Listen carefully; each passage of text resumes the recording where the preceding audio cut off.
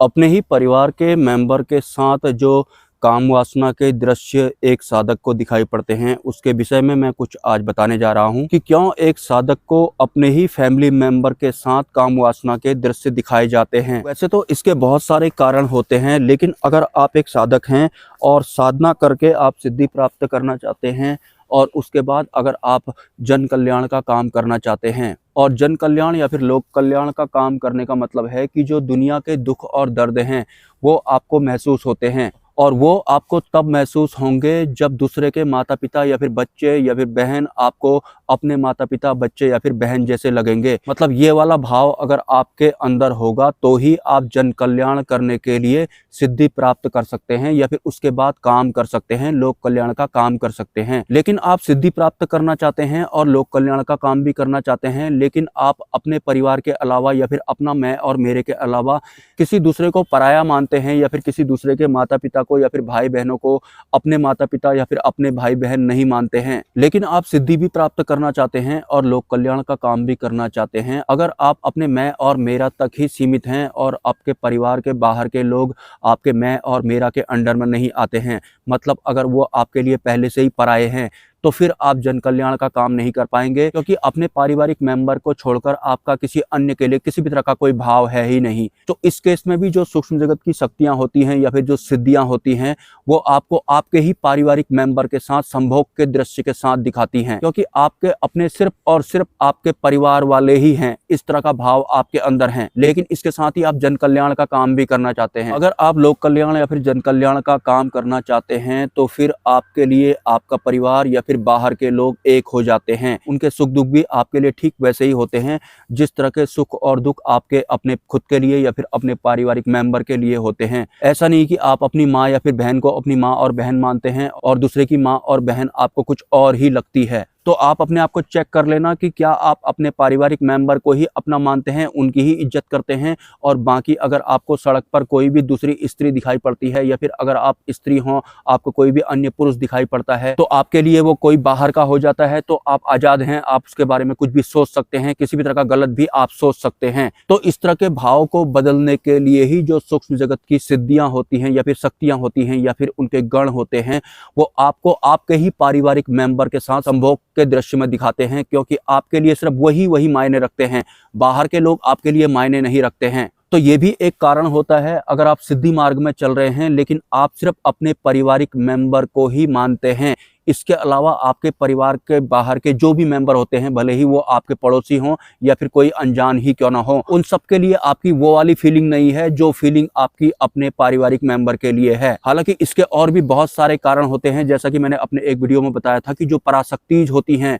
They are very very ruthless. मतलब जो सिद्धियों के गण होते हैं उसमें बहुत तरह की वैरायटीज होती हैं, क्योंकि अंडर में काम करने वाली कुछ सत्ताएं बहुत ही ज्यादा निर्मम होती हैं। स्पेशली जो काम वाली होती हैं या फिर जो क्रोध वाली होती हैं या फिर जो भय वाली होती हैं, उनका काम उत्पन्न करना, भय उत्पन्न करना या फिर क्रोध उत्पन्न करना होता है। वो उसी स्वरूप में हमको दिखाई भी पड़ती हैं, ऊपर से वो हमारे ही शरीर में रहती भी हैं। तो अगर आप साधना करते हैं तो सबसे पहले हमारे शरीर के भीतर जो जो सबसे खास शक्तियां होती हैं या फिर सत्ताएं होती हैं वही जागरूक होती हैं, लेकिन एक साधक को फूंक फूंक कर अपनी साधना में आगे कदम बढ़ाने होते हैं। बिल्कुल अलर्ट उसे रहना होता है, होशपूर्ण अवस्था में उसे रहना होता है, भले ही आप सिद्धि मार्ग में चल रहे हों या फिर मोक्ष मार्ग में ही क्यों ना चल रहे हों। वास्तव में हमारे शरीर को चलाने वाली जो सत्ताएं होती हैं उसमें हर तरह की वैरायटीज होती हैं। कुछ सत्ताएं बहुत ज्यादा रूथलेस होती हैं, ये एक तरह की चेतनाएं होती हैं। जैसे कि आपने भेड़िए को देखा होगा, जो भेड़िए होते हैं उनकी चेतना कुछ अलग ही हिसाब की होती है। वो सिर्फ मांस ही नोचते रहते हैं, चाहे कुछ भी हो जाए, कितने भी ब्लॉकेज रास्ते में आ जाएं, उनका एक ही मकसद होता है, मांस नोच करके खा जाना। चाहे आप उनको डंडा दिखाओ, चाहे कितने भी जोर से आप चिल्लाओ, भेड़िए की चेतना उस वक्त एक ही तरह की होती है, मतलब एक ही मौसम बना हुआ होता है। वो हर हाल में मांस को नोचना चाहते हैं और नोचते रहते हैं। हालांकि जो भेड़िए का बच्चा होता है, मैंने इस जंगल पे भी देखा था। शुरू में मुझे ऐसा लगा था कि वो कुत्ता होगा, लेकिन बाद में मुझे पता लगा कि वो तो भेड़िया था। तो जो भेड़िया होता है, जो पागलों की तरह सिर्फ मांस नोचना चाहता है, अगर आप उससे कहेंगे मेरा भला कर दे या फिर तुम मुझसे सिद्ध हो जा, तो आप समझ जाइए या फिर सोच लीजिए कि आप किस दिशा में जा रहे हैं। जिसका जो काम है ही नहीं, आप उससे वो काम करवा रहे हैं। तो कुछ इसी तरह की चेतनाएं या फिर सत्ताएं हमारे शरीर को या फिर हमारे इस भौतिक जगत को या फिर बहुत सारे जो पशु पक्षी इस भौतिक जगत में रहते हैं उनको चलाती हैं। वो उनकी एक तरह से चेतनाएं होती हैं। और काम वाली कुछ चेतनाएं ऐसी होती हैं, उनकी पकड़ ज़्यादा नहीं होती है, मतलब उनकी एक सीमाएं होती हैं। मतलब जैसे काम की सत्ता का ही अगर मैं एग्जाम्पल दूं तो वो सिर्फ काम है, वो एक काम वाली ऊर्जा है। वो आपके रिश्तों को नहीं जानती है, उसका स्वरूप ही काम होता है। काम वाली चेतना का प्रतिनिधित्व करना ही उसका वास्तविक काम होता है। तो काम वाली जो सत्ताएं होती हैं या फिर जो चेतनाएं होती हैं, जिनका काम सिर्फ काम उत्पन्न करना होता है, अगर हम साधनाएं करते हैं तो सीधी सी बात है, काम वाली चेतना भी जागृत जरूर होगी और वो आपको दिखाई भी देगी। या फिर जिस तरह का आपका मनोभाव होगा, जिस भी सिद्धि के लिए आप प्रयास कर रहे होंगे, हो सकता है वो उस स्वरूप में भी आपको दिखाई दे। लेकिन उनकी सीमाएं होती हैं, वो सिर्फ आपको दिख सकती हैं। उन्हें आपका नाम नहीं पता है या फिर आपकी जो फीलिंग्स हैं वो पूर्ण रूप से ग्रहण नहीं कर सकती हैं। मतलब आप जो भी हैं वो पूर्ण रूप से आपको ग्रहण नहीं कर सकती है, या फिर मैं ये कहूँ कि स्कैन नहीं कर सकती है। लेकिन वो आपके शरीर में ही रहती है। मतलब वो आपकी पर्सनल वाली काम वाली चेतना है जो कि साधना करने के दौरान जागृत हो गई है। वो सिर्फ और सिर्फ आपके सूक्ष्म शरीर से जॉइंट है। हो सकता है वो इस जन्म में भी आपके सूक्ष्म शरीर से जॉइंट हो, पूर्व के किसी जन्म में भी हो।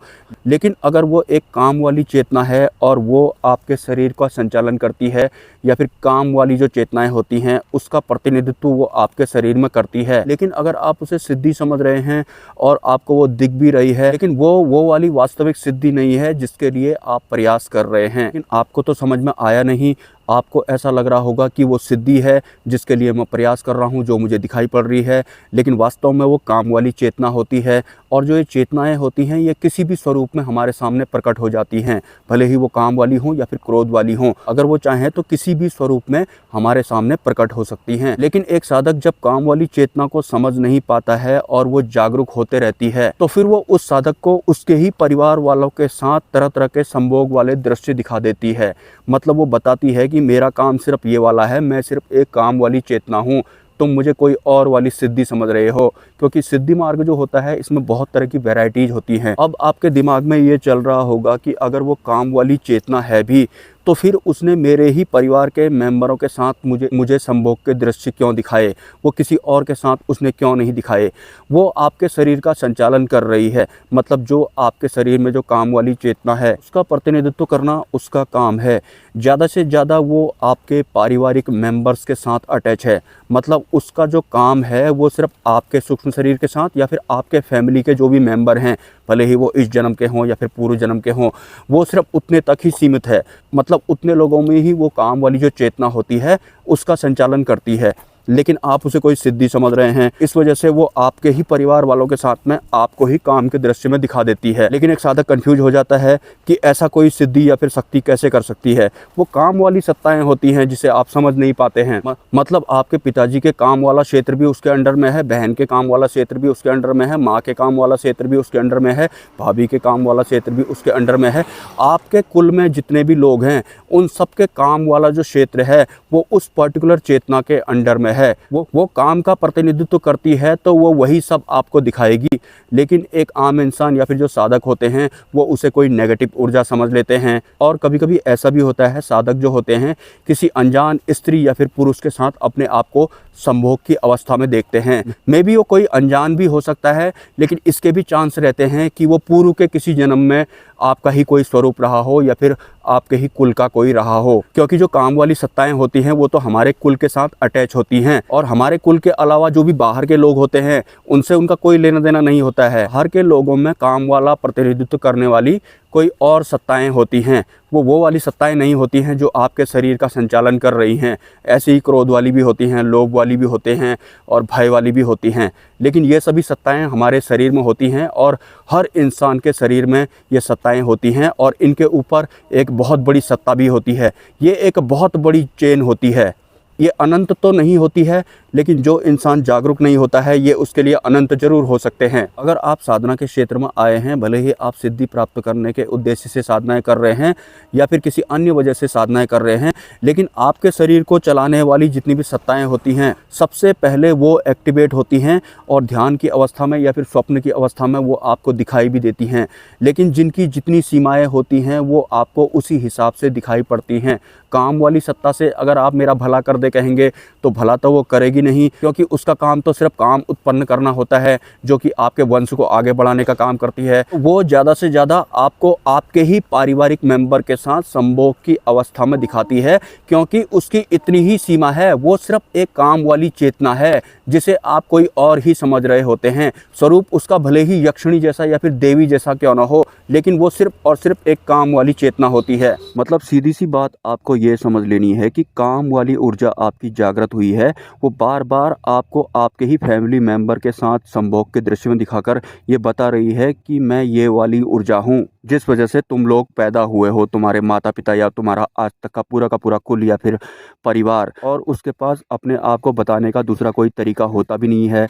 लेकिन जो साधक होते हैं वो कंफ्यूज हो जाते हैं कि आखिर ये सब है क्या। इस तरह के दृश्यों का 90% मतलब ये होता है, मैं इस पर्टिकुलर काम वाली चेतना का प्रतिनिधित्व करने वाली ऊर्जा हूँ, जिस वजह से तुम्हारा पूरा परिवार का जन्म हुआ था और हमारे कुल तक ही उसकी सीमा होती है। तो हमारे ही कुल के लोगों के साथ वो संभोग के दृश्य में हमें दिखाने लगती है, लेकिन आम साधक समझ पाते नहीं हैं। और जैसा कि आपने कुल देवी और कुल देवता के बारे में सुना होगा, कुल देवी और कुल देवता जो होते हैं हमारे वंश या फिर हमारे परिवार के सूक्ष्म शरीरों के साथ जॉइंट रहते हैं।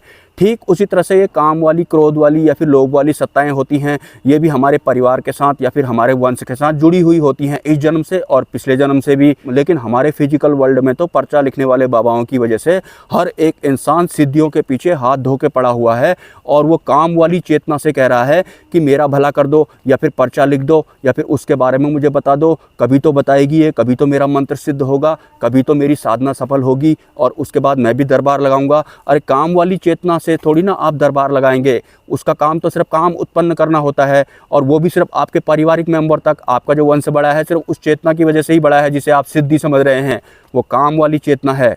आपका ये जो भौतिक शरीर है या फिर आपका ये जो परिवार है, भले ही आज आपकी किसी से बनती हो या ना बनती हो, किसी से लड़ाई हुई हो या आपका जीवन ठीक ठाक चल रहा हो, ये जो भी आपका परिवार है या जो भी आप खुद हैं, इसमें उसी काम वाली चेतना का बहुत बड़ा योगदान है, जो कि पता नहीं कितने जन्मों से आपके साथ में चली आ रही है, जिसे कि आप सिद्धि स्वरूप समझ रहे हैं। और जो ये काम का प्रतिनिधित्व करने वाली सत्ताएं होती हैं, लोग ऐसा नहीं है इन्हें भी सिद्ध करते हैं। जैसे प्राचीन समय में, मतलब रावण के समय में जो राक्षस हुआ करते थे, एक तो उनकी नॉर्मल वाली वाइफ हुआ करती थी, इसके अलावा 5-5 यक्षिणियों को सिद्ध किया करते थे सिर्फ काम की वजह से। यक्षिणियाँ जो होती हैं वो भी बहुत ज़्यादा कामुक होती हैं, या फिर जो अप्सराएं होती हैं वो भी बहुत ज़्यादा कामुक होती हैं। लेकिन हाँ, एक चीज़ तो ज़रूर होती है, अगर किसी इंसान ने काम वाली सत्ता को सिद्ध कर लिया, काम वासना की वजह से अगर उसने सिद्ध किया है, तो उसकी फिजिकली जो भी प्रॉब्लम होती हैं वो ये जो सत्ताएं होती हैं वो बिल्कुल उसे ठीक कर देती हैं, मतलब फिजिकली फिट उसे बना देती हैं। उसके बाद वो उन्हें सिद्ध भी कर सकता है और वो प्रकट भी हो जाती हैं, आम जीवन में उसके साथ में भी आ सकती हैं।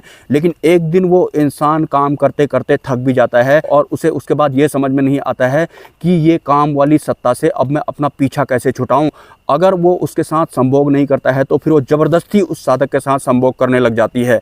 तो जैसे कि मैं अपने बहुत वीडियो में बता रहा हूँ कि जो पराशक्तिज होती हैं, मतलब उनके अंडर में काम करने वाली बहुत सारी चेतनाएं होती हैं, they are very very ruthless. कोई फर्क नहीं पड़ता या फिर कुछ तरह के एहसास उन्हें होते ही नहीं हैं। तुमने उन्हें काम की वजह से सिद्ध किया था, अब तुम 24 घंटा उनके साथ काम करोगे ही करोगे। अगर नहीं करोगे तो ज़बरदस्ती वो तुम्हारे साथ संभोग करेगी, भले ही वो फीमेल स्वरूप में हो या फिर मेल स्वरूप में हो। और हाँ, इनकी एक खास बात ये भी होती है, ये मेल को फीमेल स्वरूप में दिखती हैं और फीमेल को मेल स्वरूप में दिखती हैं। मतलब जैसा पुरुष या फिर जैसी स्त्री तुम्हें पसंद आएगी मन के हिसाब से, तुम्हारे मन को तो ये तुम्हारे अच्छी तरह से जानती हैं, तो ये उसी स्वरूप में तुमको दिखाई पड़ेंगी जैसा तुम्हारा मन चाहता है। और उसके बाद कभी कभी इनसे पीछा छुटाना बहुत ज़्यादा मुश्किल हो जाता है।